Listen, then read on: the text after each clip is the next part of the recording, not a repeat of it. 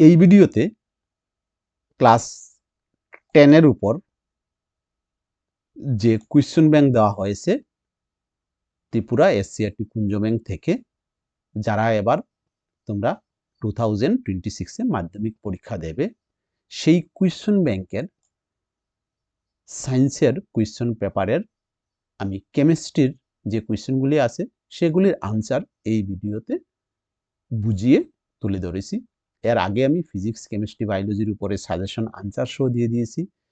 আর এই কোয়েশ্চন ব্যাংকের ফিজিক্সের যে কোয়েশ্চন পেপার আছে সেগুলির আনসার নিয়েও আমি ভিডিও দিয়েছি, তোমরা অনেকে দেখতে পেয়েছো। যারা ওই ভিডিওগুলি দেখোনি তারা এই ভিডিওর ডেসক্রিপশনে দেওয়া লিঙ্ক থেকে ওই ভিডিওগুলিও দেখে নিতে পারবে। তাহলে এবার আমি চলে যাচ্ছি মূল প্রসঙ্গে।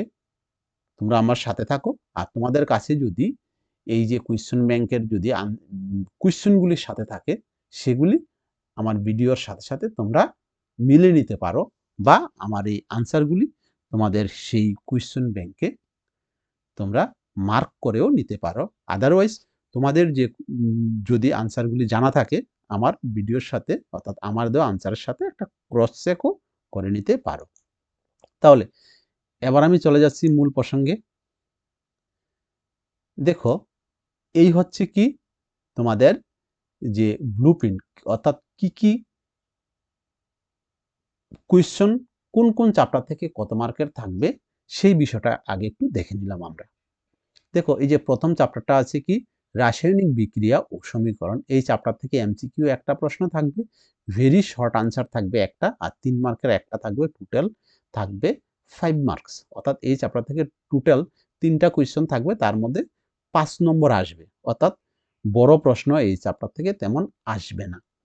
পরের চ্যাপ্টার অম্ল, ক্ষারক ও লবণ, এই চ্যাপ্টার থেকে 2 মার্কের একটা থাকবে আর 4 মার্কের একটা বড় প্রশ্ন আসবে, টোটালে থাকবে 6 নম্বর। অর্থাৎ এই চ্যাপ্টার থেকে এমসিকিউ প্যাটার্নের কোনো কোয়েশ্চন থাকছেই না। ধাতু অধাতু থেকে 1 মার্কের একটা এমসিকিউ, 1 মার্কের একটা শর্ট প্রশ্ন, আর থাকবে কি 4 মার্কের একটা, টোটাল থাকছে 6 নম্বর। এরপরে যে ইম্পর্টেন্ট চ্যাপ্টার আছে কার্বন ও এর যৌগসমূহ, এই চ্যাপ্টার থেকে একটা এমসিকিউ, একটা শর্ট প্রশ্ন, একটা 2 মার্কের প্রশ্ন, একটা 4 মার্কের প্রশ্ন, টোটাল থাকবে 8 নম্বর। তাহলে একমাত্র রাসায়নিক বিক্রিয়া ও সমীকরণ থেকে ছোট প্রশ্ন, বড় প্রশ্ন থাকবে না, আর অম্ল, ক্ষারক ও লবণ থেকে ছোট প্রশ্ন থাকবে না। তাহলে এবার আমি চলে যাচ্ছি কোয়েশ্চেন ব্যাংকে, অর্থাৎ কি কি কোয়েশ্চেন আছে। দেখো, এখানে দিয়েছে BaCl2 plus H2SO4 gives BaSO4 plus 2HCl। এই যে বিক্রিয়াটা আছে এই বিক্রিয়াটা কি ধরনের বিক্রিয়া? দেখো, এখানে বিএ এর জায়গায় আছে, Cl আর SO4 এর মধ্যে স্থান পরিবর্তন হয়েছে। তাহলে এই বিক্রিয়াটা কি তোমরা জানো? এই বিক্রিয়াটা হচ্ছে দ্বি প্রতিস্থাপন বিক্রিয়া। দুইটা স্থান পরিবর্তন হয়েছে, দুইবার হয়েছে, সেই জন্য এই বিক্রিয়াটা কি? এটা হচ্ছে দ্বি প্রতিস্থাপন বিক্রিয়া। পরের প্রশ্নে কি বলেছে? নিচের কোনটি রাসায়নিক পরিবর্তন নয়? লোহায় মরিচা পড়া রাসায়নিক পরিবর্তন, শ্বসন রাসায়নিক পরিবর্তন, মোমের জ্বলন, মোম জ্বলে গেলে আর ফিরে পাওয়া যায় না, সেটা রাসায়নিক পরিবর্তন। মোমের গলন হচ্ছে ভৌত পরিবর্তন, তাহলে মোমের গলনটা রাসায়নিক পরিবর্তন নয়। প্রাকৃতিক গ্যাসের দহন বিক্রিয়ায় উৎপন্ন গ্যাসটির নাম কি? দেখো, প্রাকৃতিক গ্যাসকে দহন করলে অবশ্যই কার্বন ডাই অক্সাইড গ্যাস উৎপন্ন হয়। যে কোনো গ্যাসই বা যে কোনো বস্তুরই যখন তুমি দহন করবে সেক্ষেত্রে কার্বন ডাই অক্সাইড গ্যাস উৎপন্ন হবে। পরের প্রশ্ন কি আছে? মার্বেলের রাসায়নিক সংকেত কি? মার্বেলের রাসায়নিক সংকেত কি? মার্বেল পাথর হচ্ছে ক্যালসিয়াম কার্বনেট, তাহলে তার রাসায়নিক সংকেত হবে CaCO3। শক্ত অধাতব পদার্থটি হলো, এর মধ্যে কোনটা শক্ত এবং অধাতব? ব্রোমিন তরল, আয়োডিন শক্ত, তাহলে আনসার কি হবে? আয়োডিন হচ্ছে শক্ত এবং অধাতব। নিচের কোন মৌলটি অক্সিজেনের সঙ্গে বিক্রিয়া করে ক্ষারীয় অক্সাইড গঠন করে? তোমরা জানো অক্সিজেনের সাথে বিক্রিয়া করে ম্যাগনেসিয়াম যে অক্সাইড উৎপন্ন করে সেই অক্সাইডটা হচ্ছে ক্ষারীয় অক্সাইড। একটি অধাতুকে ছুরি দিয়ে কাটা যায়, এখানে কোনটা? অর্থাৎ একটি অধাতু যাকে ছুরি দিয়ে কাটা যায়, এখানের মধ্যে তোমরা জানো যে সোডিয়ামকে ছুরি দিয়ে কাটা যায়, তাহলে আনসার হচ্ছে সোডিয়াম। এবার আমরা চলে যাচ্ছি নেক্সট প্রশ্নে। নিচের কোন জোড়াটি প্রতিস্থাপন বিক্রিয়া সংঘটিত করবে? 1 নম্বর দিয়েছে NaCl দ্রবণ এবং কপার ধাতু। 2 নম্বর দিয়েছে MgCl2 দ্রবণ এবং অ্যালুমিনিয়াম ধাতু। পরে দিয়েছে FeSO4 দ্রবণ এবং সিলভার ধাতু। লাস্টে দিয়েছে AgNO3 দ্রবণ এবং কপার ধাতু। লাস্ট ডি নম্বরটা হবে আনসার, AgNO3 কপার ধাতু। এরপরে নিচের কোন ধাতুটি গড়ের তাপমাত্রায় তরল অবস্থায় থাকে? আমরা জানি কি পারদ গড়ের তাপমাত্রায় তরল থাকে, তাহলে আনসার হলো পারদ। এরপরে 4 কার্বন পরমাণু বিশিষ্ট বিউটানোন যৌগটির কার্যকরী মূলকটির নাম কি? বিউটানোন। তাহলে এখানে একটা কিটোন আসে যায়, তাহলে আনসার হবে কি? কিটোন। পরের প্রশ্ন, কার্বনের নিয়তাকার রূপভেদটি কি? নিয়তাকার রূপভেদটি হচ্ছে যার আকার আকৃতি আছে, তাহলে কি হবে? গ্রাফাইটের আছে, হীরকের আছে, ফুলারিনের আছে, তাহলে আনসার হলো কি? আনসার হচ্ছে সবকয়টি। অ্যালকোহলের কার্যকরী মূলকটি হলো অ্যালকোহলের কার্যকরী মূলক হলো OH, তাহলে আনসারটা হবে কি? Bond OH। সাবান ও ডিটারজেন্টের মধ্যে বায়োডিগ্রেডেবল কোনটি? সাবান ও ডিটারজেন্টের মধ্যে বায়োডিগ্রেডেবল হচ্ছে সাবান। নিচের কোনটি একই সমগণীয় শ্রেণীর নয়, অর্থাৎ একই সমগণীয় শ্রেণীভুক্ত নয়? দেখো এখানে CH4, এখানে C2H5, তাহলে এখানে একটা কার্বন আর একটা হাইড্রোজেন বাড়ছে। এখানে কি দুটা কার্বন দুইটা হাইড্রোজেন বেড়েছে, এখানে কি দুটা কার্বন দুইটা হাইড্রোজেন বেড়েছে, তাহলে এখানে এটার মধ্যে একটা কার্বন একটা হাইড্রোজেন বেড়েছে, সুতরাং এই বি নম্বরটা হবে আনসার। এটা সমগণীয় শ্রেণীভুক্ত নয়, বাকিগুলি সমগণীয় শ্রেণীভুক্ত। পরের যে প্রশ্ন আছে আমরা দেখে নিচ্ছি। এবার হচ্ছে অতি সংক্ষিপ্ত প্রশ্ন।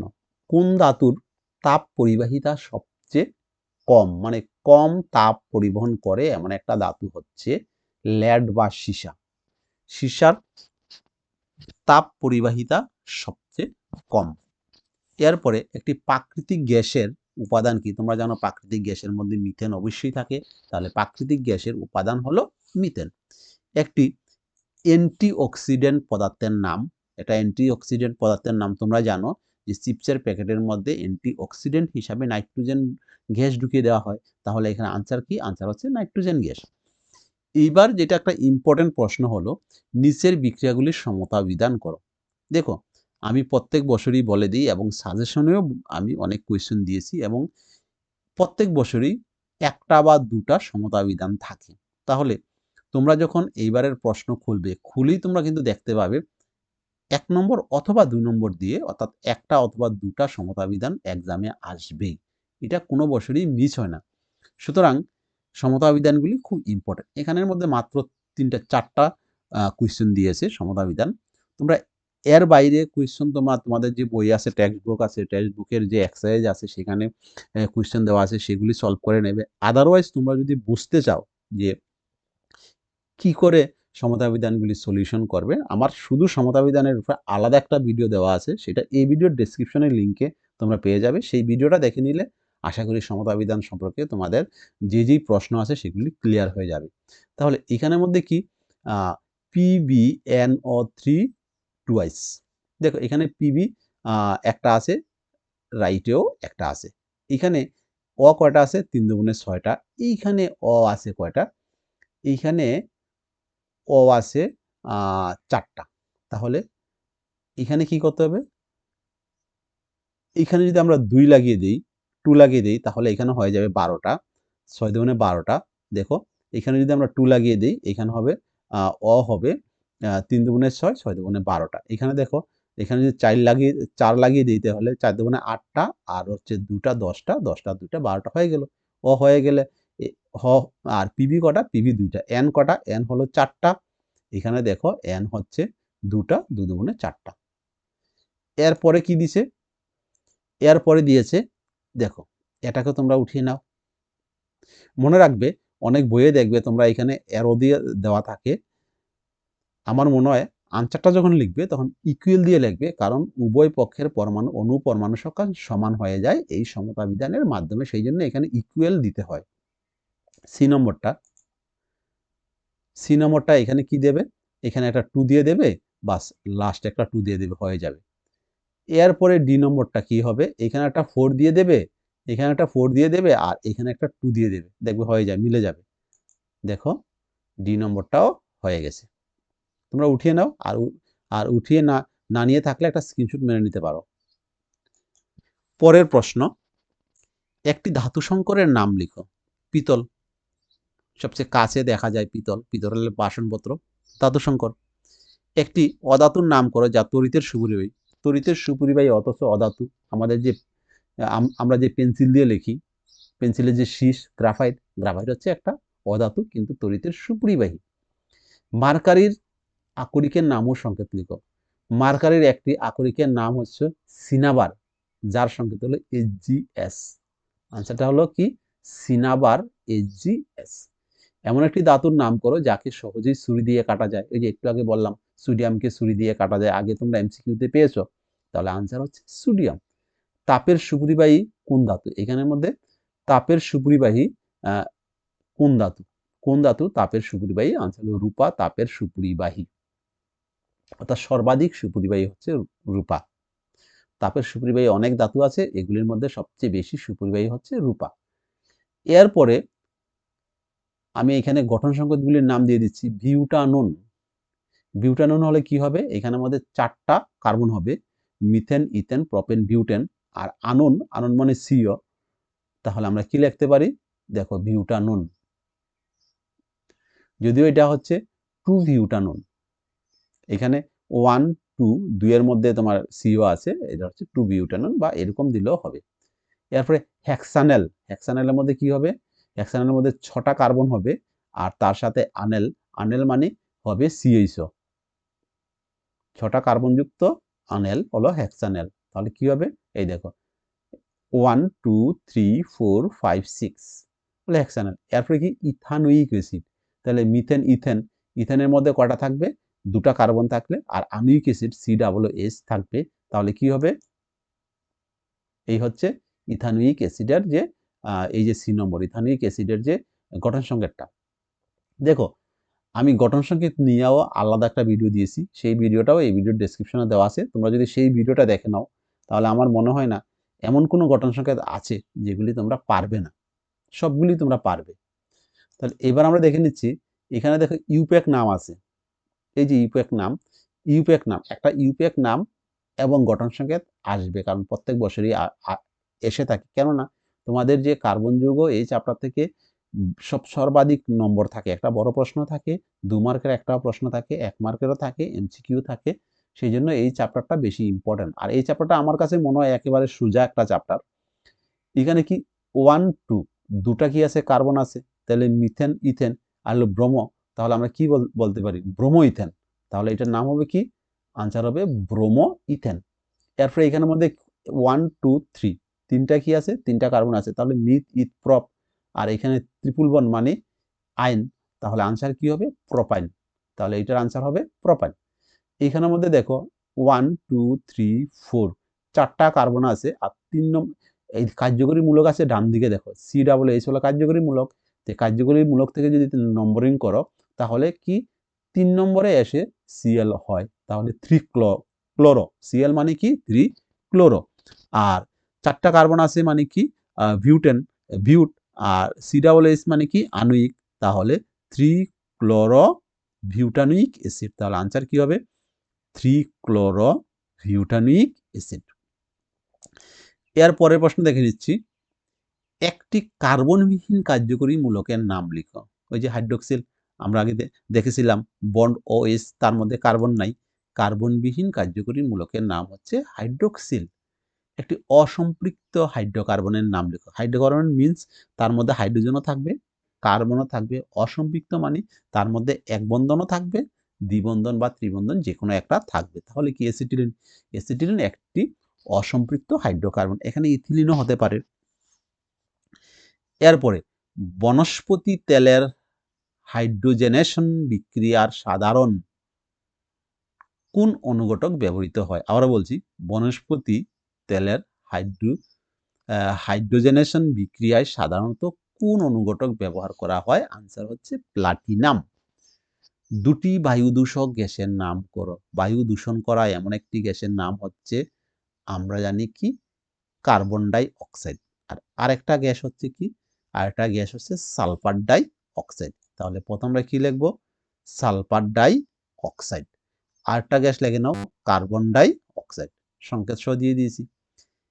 অ্যালকিন যৌগের সাধারণ সংকেত কি? অ্যালকিন যৌগের সাধারণ সংকেত হলো CnH2n।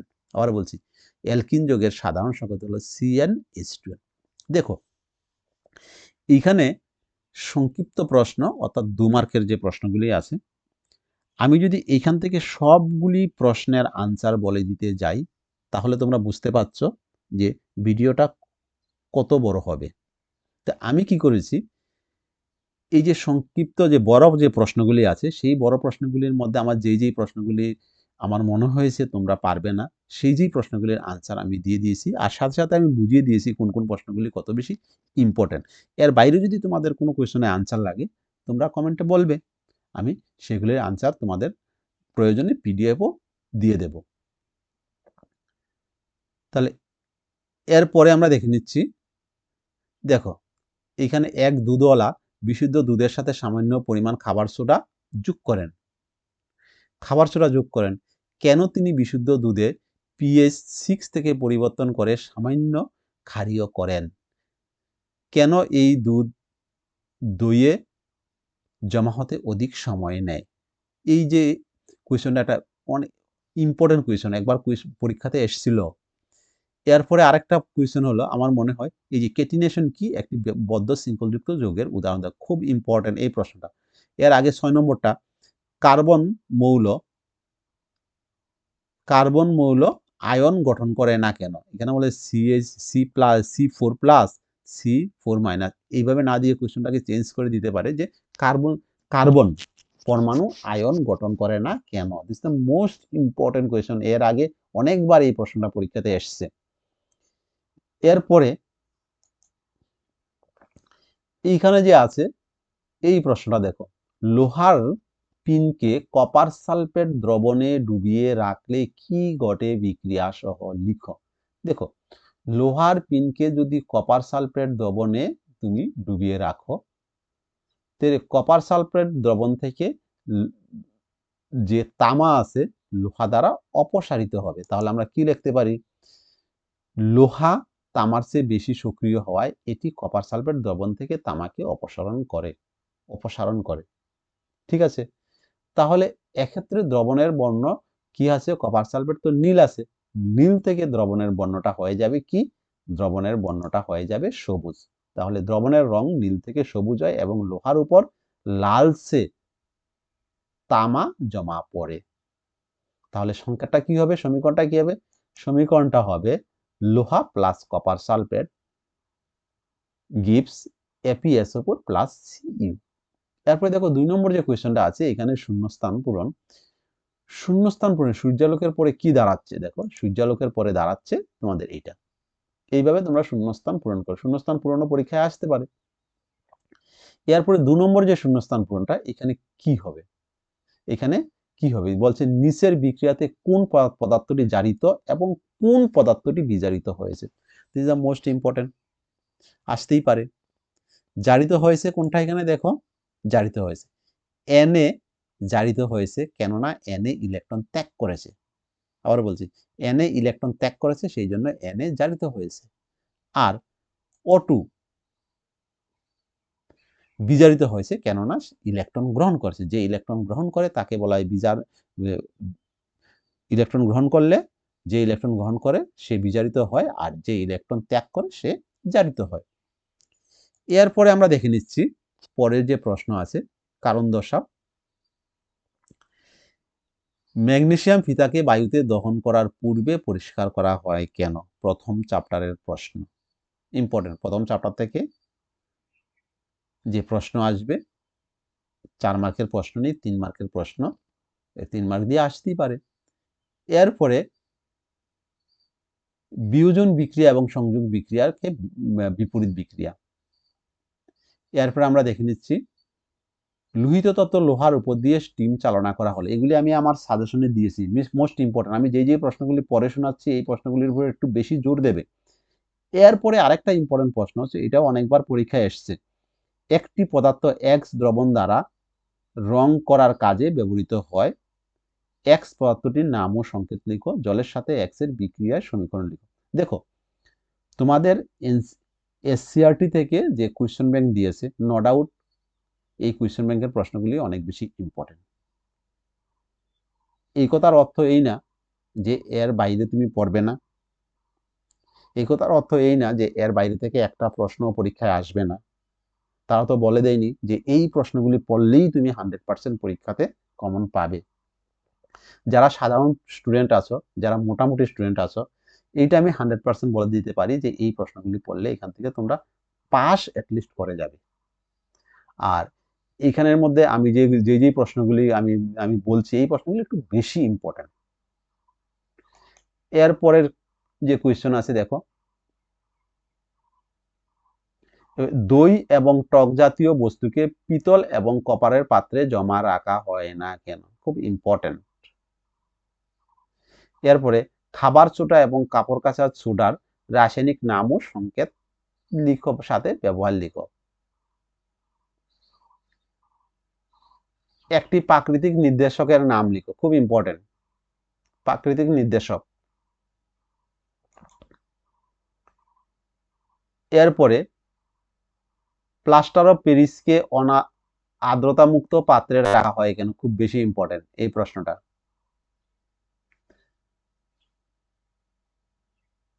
এরপরে আমরা চলে যাচ্ছি একটু পরে, ওই যে সোডিয়ামকে কেরোসিনে ডুবিয়ে রাখা হয় কেন, আমি একটু আগে বলেছি, এটা খুব ইম্পর্টেন্ট প্রশ্ন।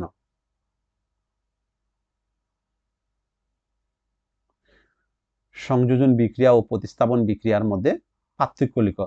আরেকটা প্রশ্ন ইম্পর্টেন্ট, কার্যকরী মূলক বলতে কি বুঝো বা কার্যকরী মূলক কি? ভিনেগার এবং নির্জল অ্যালকোহলে উপস্থিত কার্যকরী মূলকটির নাম লিখো। খুব ইম্পর্টেন্ট এই 10 নম্বর প্রশ্নটা। এরপরে তো তোমরা দেখতেই আছো এখানে সমগণীয় শ্রেণী কি। This is the important question. আশা করি তোমাদের কমন আসবে এবং তোমাদের এক্সামও ভালো হবে। এবার ভিডিওটাকে লাইক দিয়ে তোমরা নিজেদের মধ্যে শেয়ার করে নাও।